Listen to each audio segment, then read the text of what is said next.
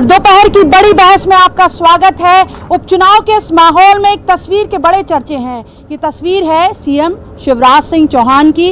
मंदसौर जिले की सुवासरा विधानसभा सीट पर बीजेपी उम्मीदवार हरदीप सिंह डंग के लिए चुनाव प्रचार करने पहुंचे सीएम शिवराज और वहां पर जनता का अभिवादन करते हुए घुटने के बल बैठ गए और बस यहीं से बवाल शुरू हो गया इस तस्वीर पर। हालांकि बीजेपी ये कह रही है कि तस्वीर इस बात की तस्दीक है कि उनके मुख्यमंत्री सीएम शिवराज कितने जमीनी नेता हैं और दूसरा वोटर और जनता के प्रति उनका कितना कृतज्ञ भाव है। लेकिन कांग्रेस उठा रही है सवाल। अब से कुछ देर पहले ही कमलनाथ का ट्वीट आया है और उन्होंने कहा है कि ऐसी झूठी घोषणाएं की ही क्यों जाएं कि उसके बाद घुटनों पर बैठने की नौबत आए। दूसरी तरफ सांवेर विधानसभा सीट पर एक नारा बन गया है बवाल। नारा ये था कि सांवेर विधानसभा सीट का जो चुनाव है वो साधु और शैतान के बीच का चुनाव है। ये नारा आया बीजेपी की एक सभा से और कांग्रेस इस नारे को सवाल के साथ चुनाव आयोग तक ले गई। सवाल ये पूछा कि आखिर इस नारे में शैतान किसे कहा गया है। तो नारे, तस्वीरें और उनके अपने अपने मायने, इसी पर करेंगे चर्चा। बयानों का भी जिक्र आएगा। पहले आप ये रिपोर्ट देखिए, फिर चर्चा को आगे बढ़ाते हैं।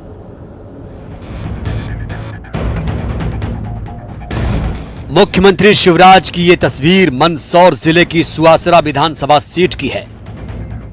सीएम शिवराज यहां बीजेपी उम्मीदवार हरदीप सिंह डंग के समर्थन में सभा लेने पहुंचे थे। सभा में शिवराज ने मंच पर घुटनों के बल बैठकर जनता का अभिवादन किया और कहा, चुनाव के समय लोग कहते थे मंदसौर और नीमच में सुपड़ा साफ हो जाएगा, लेकिन आपने साथ दिया और उन्होंने कहा कि विकास में कोई कमी नहीं होगी, लेकिन ये तब होगा जब बीजेपी की सरकार बनी रहे। तो ये तस्वीर का एक पहलू बीजेपी के लिए सीएम शिवराज के जमीनी होने, जनता के लिए कृतज्ञ सीएम की ये तस्वीर है। लेकिन कांग्रेस ने इस तस्वीर की अपनी तरह से व्याख्या की और चुनावी माहौल में इसे मौके की तरह लिया। कमलनाथ ने ट्वीट कर पूछ लिया कि घुटनों पर बैठने की नौबत क्यों आई। देखिए, क्लास में जो फेल होने योग्य लड़का होता है वही ज़्यादातर घुटनों पे बैठता है और इसका प्रदर्शन करके उन्होंने ये संकेत दे दिया है अपनी पार्टी के लोगों को कि घुटना टेक की अवस्था आ रही है, इसलिए ज़्यादा वो उड़ाने मत भरो। तो भारतीय जनता पार्टी के कार्यकर्ताओं को जो है कहीं पर भी दिखाई नहीं पड़ रहे हैं। भारतीय जनता पार्टी का जो ओरिजिनल कार्यकर्ता है गद्दारों के किसी कार्यक्रम में दिखाई नहीं पड़ रहा है।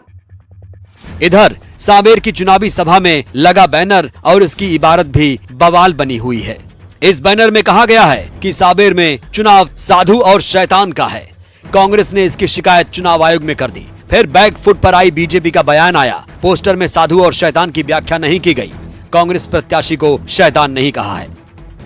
जिस बैनर की हम यहाँ पर बात कर रहे हैं कि ये घड़ी है सांवेर के इम्तिहान की और ये लड़ाई है साधु और शैतान की, जो नारा है, इस नारे को हमने तो जनता के बीच में रखा था कि सांवेर के मतदाता तय करेंगे साधु कौन है और शैतान कौन है। कांग्रेस इतनी जल्दी में उसने अपने आप को तय कर लिया कि हम ही शैतान है, तो कहीं ना कहीं उनके मन में थोड़ा चोर की दाढ़ी में तिनका। ये इस प्रकार का ये जब आरोप लगाकर हमको भारतीय जनता पार्टी को बदनाम करने का प्रयास कर रहे हैं तो निश्चित रूप से उस बात को स्पष्ट करना हमारी जवाबदारी है। 28 सीटों से 230 सीटों वाले एमपी की अगले 3 साल की सियासत तय होनी है। लिहाजा राजनीति में हर दांव खेला जा रहा है। बयान बवाल बन रहे हैं, तस्वीरें सवाल और सबकी अपने अपने ढंग से मायने निकाले जा रहे हैं। इंदौर में अरुण त्रिवेदी, मंदसौर में नरेंद्र धनोतिया के साथ bureau report, news 18, Madhya Pradesh, Chhattisgarh.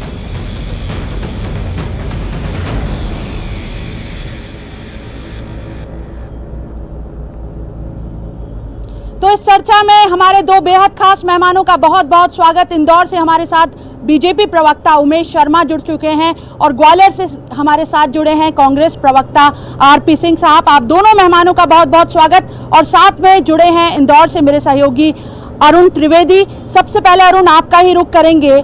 Malwa Nimar की सियासत और अब पूरे मध्य प्रदेश में सुवासरा से जो तस्वीर निकली है वो किस तरह सियासत की शक्ल ले रही है?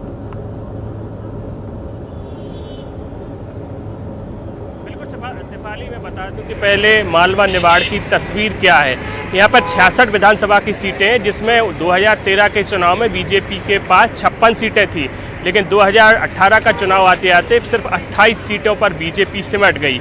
अब यहाँ पर जो सबसे बड़ा मुद्दा किसानों का मुद्दा है, सोयाबीन की फसल खराब हो चुकी है, मुआवजे का बड़ा मुद्दा है। इन सब मुद्दों से दरकिनार किया जा रहा है, भटकाया जा रहा है जनता को, और दूसरे तरह के मुद्दे साधु या शैतान की बात कही जा रही है। साथ ही तमाम जो दूसरे चीज़ें आरोप प्रत्यारोप वो यहाँ पर लगाए जा रहे हैं। जहाँ तक घुटनों पर बैठने की बात है तो इन्हीं की पार्टी ने जब यहाँ पे सीएसपी और एसडीएम घुटनों पर बैठ गए थे कांग्रेस के जो विधायक हैं जीतू पटवारी के सामने, तो नागवार यहाँ के नेताओं को गुजरा था और उन्होंने सीएसपी और एसडीएम दोनों का ट्रांसफ़र यहाँ से करा दिया था, उन्हें मुख्यालय अटैच करा दिया था, और इन्हीं के मुखिया घुटनों पर बैठने की नौबत उनकी आ रही है। तो आप समझ सकते हैं चुनाव कितना कठिन है बीजेपी और कांग्रेस दोनों के लिए, और दोनों ही पार्टियां हालांकि जोर पूरा लगा रही हैं, लेकिन जो 28 सीटों का चुनाव है ये इस सरकार का भविष्य भी तय करेगा कि स्थायी मुख्यमंत्री सीएम शिवराज सिंह रहेंगे या नहीं रहेंगे। इसलिए सीएम शिवराज सिंह खुद पूरा जोर लगा रहे हो। मालवा निमाड़ का जो इलाका है ये बीजेपी का गढ़ माना जाता है, इसलिए सबसे ज़्यादा जोर यहाँ पर बीजेपी लगा रही है। बिल्कुल अरुण जी, मैं रुक करना चाहूंगी उमेश जी का। उमेश शर्मा जी हमारे साथ बीजेपी प्रवक्ता जुड़े हुए हैं। उमेश जी, इसमें दो राय नहीं कि बहुत ज़मीनी नेता हैं शिवराज सिंह चौहान, और जिस तरह से इस वक्त वो मेहनत कर रहे हैं, लगातार सभाएं कर रहे हैं, एक तरीके से उम्मीदवार से ज़्यादा उनकी मेहनत दिखाई दे रही है। लेकिन जो कल वो अभिवादन करते हुए वोटर का जिस तरह से बैठे, हालांकि बीजेपी कह रही है ये कि वो कृतज्ञ होकर बैठे थे वोटर के, और उन्होंने कहा भी कि मंदसौर और नीमच में पिछले चुनाव में ये कहा जा रहा था कि सुपड़ा साफ हो जाएगा, लेकिन आप लोगों ने इज्जत रख ली। लेकिन कांग्रेस उस तस्वीर को सियासत की शक्ल दे रही है, सवाल उठा रही है उस पर। आप उस तस्वीर की व्याख्या किस तरह से करते हैं? मैं बहुत सीधे सरल शब्दों में कांग्रेस के मित्रों को भी समझाना चाहता हूं और आपके मूल प्रश्न का उत्तर भी देने का प्रयास करता हूं। शिवराज सिंह जी चौहान के स्वभाव में ये विनयशीलता शामिल है। वे भारतीय जनता पार्टी के बहुत ही विनयशील नेता हैं, स्वयंसेवक वृत्ति के हैं, अखिल भारतीय विद्यार्थी परिषद की उनकी पृष्ठभूमि रही है। तो हमारी भारतीय जनता पार्टी के संगठन में यह संस्कार हमको बाल्यकाल से प्राप्त होता है। और जहां तक शिवराज जी की पृष्ठभूमि है, वे जेठ जैसे छोटे से गांव से आए हैं, एक संस्कारी परिवार से आए हैं, तो निश्चित रूप से उनका जो ये स्वभाव है, विनयशीलता है, और कोई भी लोक सेवक हो उसको जनता के प्रति इसी कृतज्ञ भाव से अपना आचरण प्रदर्शित करना चाहिए। अपने 15 साल के शासन काल में माननीय शिवराज जी ने क्षण प्रतिक्षण हर क्षण अपनी विनयशीलता का प्रदर्शन कराए, जनता से अपनी आत्मीयता की अभिव्यक्ति भी करिए, एक बात। और दूसरी बात जो अरुण जी प्रश्न उठा रहे थे कि एसडीएम और सीएसपी का ट्रांसफर इसलिए हो गया था कि वे घुटने के बल बैठे थे, तो अरुण जी अधिकारी नेता के आगे घुटने का बल बैठ जाएगा, ये बहुत ही आपत्तिजनक होता है। पर अगर जनप्रतिनिधि जनता के चरणों में बैठेगा तो मुझे लग रहा है कि इसको सम्मान के भाव से देखा जाना चाहिए। और जहां तक उन्होंने 66 उपचुनाव की बातें करी है, भारतीय जनता पार्टी, मुझे लग रहा है कि हम सब लोग बड़ी विजय की ओर आगे बढ़ रहे हैं। और शिवराज जी के इस आचरण को मुझे लग रहा है कि जनप्रतिनिधियों को इसका अनुसरण करना चाहिए, जनप्रतिनिधियों को सीखना चाहिए, और विशेष करके कमलनाथ जी को सीखना चाहिए, जो घुटने पर पैर रख के और जूते हिलाते बैठे रहते हैं, और कांग्रेस के कार्यकर्ता बेचारे कारिंदों की तरह उनके नीचे बैठे रहते हैं। तो मुझे लग रहा है कि शिवराज जी का ये जो आचरण है, इससे कमलनाथ जी को भी प्रेरणा लेना चाहिए। ये विनयशीलता सभी नेताओं के आचरण में आना चाहिए। बिल्कुल। आरपी सिंह साहब हमारे साथ जुड़े हुए हैं, कांग्रेस प्रवक्ता, उनका रुख कर लेते हैं। आरपी सिंह साहब, तस्वीर आपने देखी, आप उसकी अलग व्याख्या कर रहे हैं, लेकिन जैसा उमेश शर्मा जी ने कहा, बीजेपी तो ये कह रही है कि इसका अनुसरण किया जाना चाहिए, मिसाल के तौर पर पेश कर रहे हैं वो इस तस्वीर को कि जनप्रतिनिधि का बर्ताव असल में ऐसा ही होना चाहिए।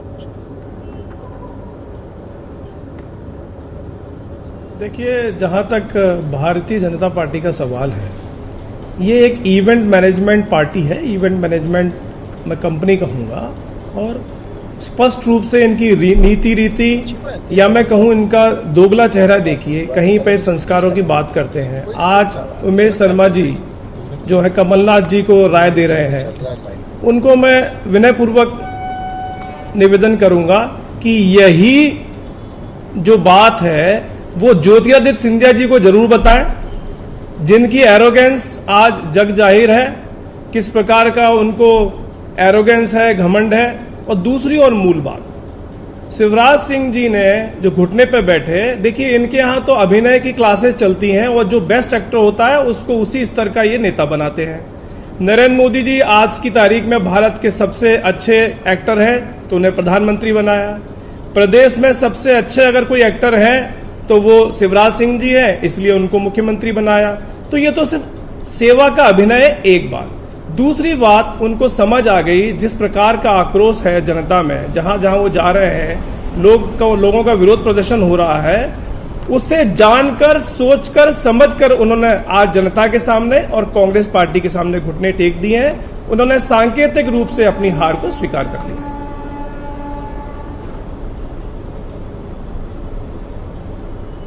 जी, उमेश शर्मा जी का रुख करते हैं। उमेश जी, आपने आरपी सिंह साहब को भी सुना, दूसरा एक अरुण त्रिवेदी हमारे संवाददाता ने जो सवाल उठाया। चलिए हम उपचुनाव की सीटों की ही अगर बात कर लें तो क्या कहीं भीतरघात का डर है? शिवराज सिंह चौहान का इस तरह से बैठना, बेशक जैसा आप भी कह रहे हैं कि वो जनता के लिए अभिवादन कर रहे थे, वोटर के लिए कृतज्ञ हो रहे थे, लेकिन कहीं ना कहीं पार्टी को ये लग रहा है कि भीतरघात हो सकती है। हरदीप सिंह डंग सुवासरा सीट की अगर बात करूं तो पिछले चुनाव में भी बहुत बड़े मार्जिन से चुनाव नहीं जीते थे और अभी भी कांग्रेस ने जिस तरह से पाटीदार वोटर अपने उम्मीदवार के साथ पाटीदार वोट को सेट करने की कोशिश की है, उसके बाद कहीं चिंता लग रही है क्या मालवा निमाड़ की सीटों पर? क्योंकि वहीं पर सबसे ज्यादा इस तरह की खबरें आ रही हैं कि पार्टी का ही कार्यकर्ता पार्टी के साथ नहीं खड़ा दिखाई दे रहा।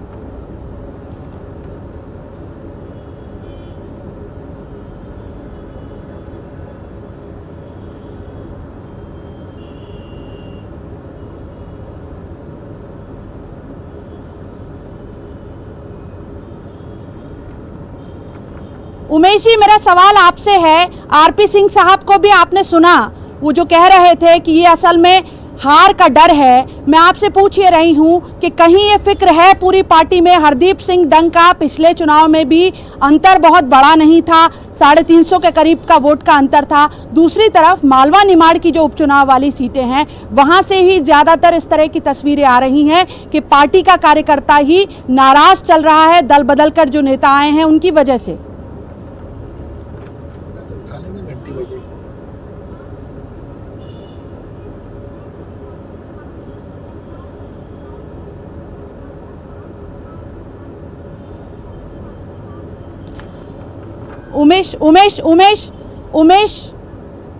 उमेश जी से हमारा संपर्क लगता है टूट गया है। हम फिर अरुण त्रिवेदी का रुख करेंगे। अरुण, आपसे ज़मीनी हालात जानना चाहेंगे क्योंकि मालवा निमाड़ की जो सीटें हैं वो भी बहुत अहम है और ये वो सीटें हैं जहां पर बीजेपी को फिलहाल बड़ी चिंता बीजेपी के लिए ये है कि पार्टी का जो कार्यकर्ता है वो उसके साथ खड़ा होता है कि नहीं। नेपा नगर, मांधाता सीट, सांवेर में तो फिर भी चूंकि तुलसी सिलावट है वहां पर बहुत ताकत से चुनाव लड़ा जा रहा है और तारीखों के ऐलान के पहले से वहां तैयारियां शुरू हो गई थी, लेकिन हाट पिपलिया से लेकर मांधाता, नेपा नगर, आगर, इन सीटों पर देख रहे हैं कि कहीं ऐसी खबरें ज्यादातर आ रही हैं कि कार्यकर्ता जो है वो नाराज चल रहा है।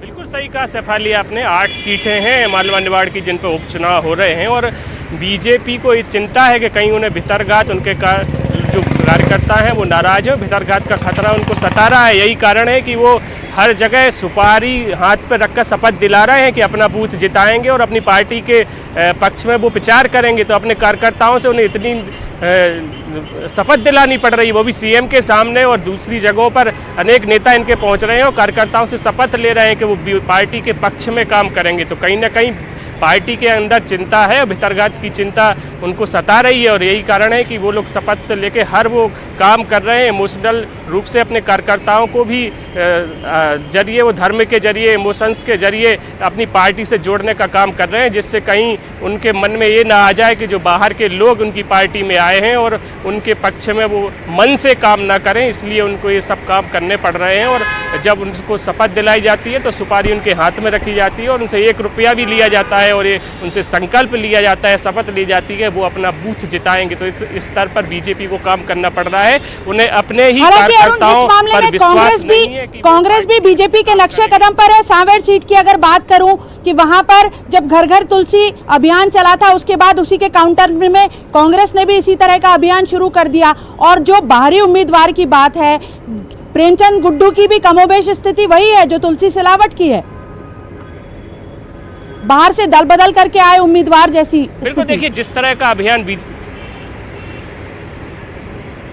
बिल्कुल दोनों ही प्रत्याशी ऐसे ही दोनों ही दल बदल करके आए और अगर प्रेमचंद गुड्डू की बात की जाए तो वो भी बीजेपी से कांग्रेस में आए और 22 साल बाद वो सांवेर पहुंचे हैं। तो ये मुद्दा भी बड़ा गर्मा रहा है कि 22 साल तक उनको सांवेर की याद नहीं आई और 22 साल बाद जब वो वहाँ पर पहुंचे हैं तो बीजेपी के हर अभियान का जवाब कांग्रेस उसी अंदाज में दे रही है। चाहे हर घर घर तुलसी अभियान हो के बदले उन्होंने हर हर महादेव अभियान चलाया था। और इसके बाद जैसे ही लड्डू उनने राम मंदिर निर्माण के उपलक्ष्य में बीजेपी ने लड्डू बंटवाए तो उन्होंने महाकाल के प्रसाद के रूप में लड्डू भी बंटवाए। तो बड़ा कांटे का मुकाबला वहाँ पर चल रहा है और हर बीजेपी और कांग्रेस एक दूसरे को उसी अंदाज में जवाब दे रही है। लेकिन बदनावर सीट पर भी काफ़ी भितरघात बीजेपी को बदनावर सीट पर भी भितरघात की चिंता बीजेपी को है, क्योंकि भंवर सिंह शेखावत कई बार बगावती तेवर अपना चुके हैं। यही हाट पिपलिया में भी दीपक जोशी इस तरह का अंदाज अपना बयां कर चुके हैं। तो ऐसे में जो 8 सीटें हैं उसमें 4-5 सीटों पर तो बीजेपी को जबरदस्त भितरघात का खतरा सता रहा है। हालांकि बीजेपी पूरा मैनेज करने की कोशिश कर रही है और माना यही जा रहा है कि जो बीजेपी और कांग्रेस है उसमें ज़्यादातर कार्यकर्ता हैं वो नाराज़ हैं और ऐसे में दोनों ही पार्टी अपने अपने कार्यकर्ताओं को मनाने में जुट गई हैं। और ख़ासतौर से बीजेपी को इसमें ज़्यादा मेहनत करनी पड़ रही है, क्योंकि कई कांग्रेसी हैं जो बीजेपी में शामिल हुए हैं, उनको अपनाने में थोड़ा सा बीजेपी कार्यकर्ता हिचकिचा रहे हैं।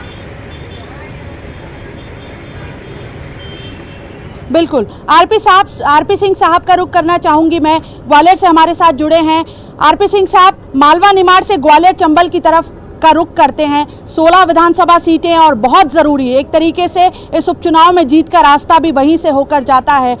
लेकिन जिस तरह से नारों को मुद्दा बनाया जा रहा है, तस्वीरों को मुद्दा बनाया जा रहा है, इसमें वोटर के जो बुनियादी बातें हैं, बुनियादी सवाल हैं, बुनियादी मुद्दे जो हैं वो कहीं खो जाते हैं। इसमें जिक्र ज़रूर करना चाहूँगी, इमरती देवी का कल एक वीडियो वायरल हुआ था और एक जनप्रतिनिधि के तौर पर देखें, इस पर नहीं कि वो बीजेपी की उम्मीदवार हैं, कांग्रेस से गई हैं, लेकिन एक जनप्रतिनिधि के तौर पर उन्होंने जनता के सामने जो कहा कि उन्होंने सिंधिया और शिवराज से भी ये सवाल कर लिया कि जो नारियल आप फोड़ कर जा रहे हैं वो झूठे तो नहीं निकलेंगे, काम होना चाहिए। तो असल बात ये है कि जनता ये चाहती है कि उसकी जो परेशानियां हैं, उसके रोजगार की जो दिक्कत है, उसकी सिंचाई की जो दिक्कत है, और इस समय किसान जो सबसे बड़ा वोटर भी है उसकी जो समस्याएं हैं उसको रेखांकित करें आप लोग, उस पर फोकस करें कि तस्वीरें, नारे और बयान और गिरती जुबानें मुद्दा बनती रहेंगी।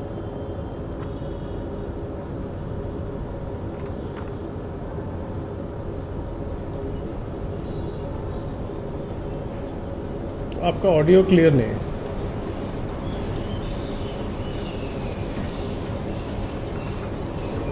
सिंह साहब, मैं दोबारा आपसे सवाल कर रही हूँ। मेरा सवाल आपसे ये है, ग्वालियर चंबल की अगर बात करें 16 विधानसभा सीटों की, तो जिस तरह से कांग्रेस भी आपका प्रश्न समझ लिया है जी, मैंने आपका प्रश्न समझ लिया है। आप यदि कहे तो मैं इसका जवाब देता हूँ।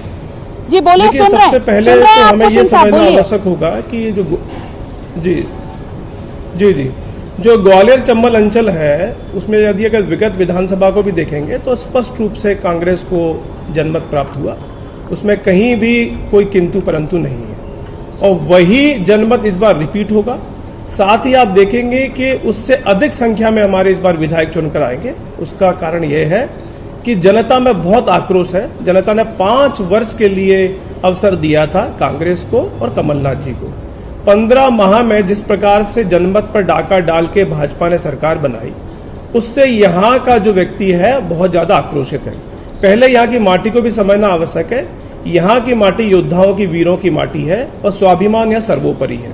तो जिस प्रकार से वोटर के स्वाभिमान को ठेस पहुंची है, आपको आश्चर्य होगा कई विधानसभाओं में जो आज के मंत्री हैं वो अपनी विधानसभा में नहीं घुस पा रहे। कई जगहों पर सिंधिया जी को, शिवराज सिंह जी को जनता ने काले झंडे दिखाए। तो जनता का जो मुद्दा है, विकास का जो मुद्दा है, किसान का जो मुद्दा है, उस पर तो बिल्कुल यू टर्न मार दिया बीजेपी ने। वो हम पर आरोप लगाते हैं कि हमने ऋण माफी नहीं की। हमने 27 लाख का जो दस्तावेज पब्लिक डोमेन में है, स्वयं उनके मंत्री जी ने स्वीकार किया। उसके बाद जब आप आरपी सिंह साहब, मैं लौटूंगी आपके पास, क्योंकि पहले भी उमेश शर्मा जी हमारे साथ जुड़ नहीं पाए थे। मैं वापस लौटती हूँ आपके पास, उमेश शर्मा जी का रुख करूंगी। उमेश जी, मेरा आपसे भी कमोबेश सवाल वही है और आरपी सिंह भी घूम फिर कर उसी बात पर आ रहे थे। आपसे भी उमेश जी मेरा सवाल यही है कि अगर नारे उछाले जाते रहेंगे, उन पर सियासत होती रहेगी, तस्वीरों पर सियासत होती रहेगी, तो जनता के असल मुद्दे कहां जाएंगे? सांवेर विधानसभा सीट पर जैसे एक नारा उछाला गया साधु और शैतान का, ये वोटर को तय करने दीजिए कि कौन साधु है और कौन शैतान। दूसरी बात कि अगर इस तरह से हवाई चुनाव चलेगा तो किसान की जो बात है, गरीब की जो बात है, बेरोजगारी का जो मुद्दा है, वो फिर कहां जाएगा? वोटर की बात कहां जाएगी? और मुझे लगता है कि भारतीय जनता पार्टी भी आपकी इस भावना से सहमत है। हम इसी दिशा में इस चुनाव को लेकर जाना चाहते थे। हम विकास आधारित मुद्दों पर इस चुनाव को लड़ना चाहते थे। और जैसा कि आपने सांवेर चुनाव के एक नारे का उल्लेख करा है, साधु और शैतान, उसके पीछे का अभिप्राय भी केवल इतना है कि जनता को तय करने दीजिए कि सात्विक शक्ति कौन सी है और तामसिक शक्ति कौन सी है। और बहुत विवश होकर हमको इस नारे का उपयोग करना पड़ा है। यहाँ पर जो पूर्व उच्च शिक्षा मंत्री जी हैं, उन्होंने शुरू दिन से इस चुनाव में अराजकता, भय और प्रलोभन का वातावरण निर्माण कर दिया है। वे हमारे प्रत्याशी के लिए जिस प्रकार की अभद्र भाषा का उपयोग कर रहे हैं, हम तो शुरू दिन से विकास केंद्रित चुनाव चाहते थे। माननीय जीतू पटवारी जी ने इस चुनाव को दूसरी दिशा दे दी। उन्होंने हमारे प्रत्याशी पर व्यक्तिगत हमले करे। वे बार बार बिकाऊ राम बोलते हैं। वे आरोप लगाते हैं कि 35 करोड़ रुपए खरीद में बिक गए हैं।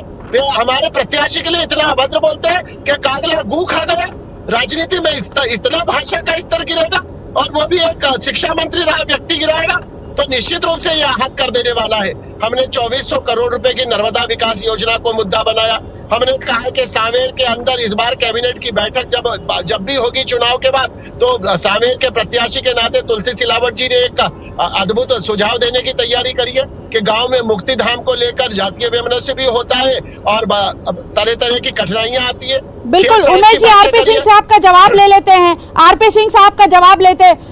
आरपी सिंह साहब, आप सुन रहे होंगे उमेश शर्मा जी को भी, वो ये कह रहे हैं कि भाषा का जो स्तर गिरा है इस चुनाव में, और जिस तरह से ऐतिहासिक उपचुनाव है, भाषा का स्तर भी ऐतिहासिक तौर पर गिरा है।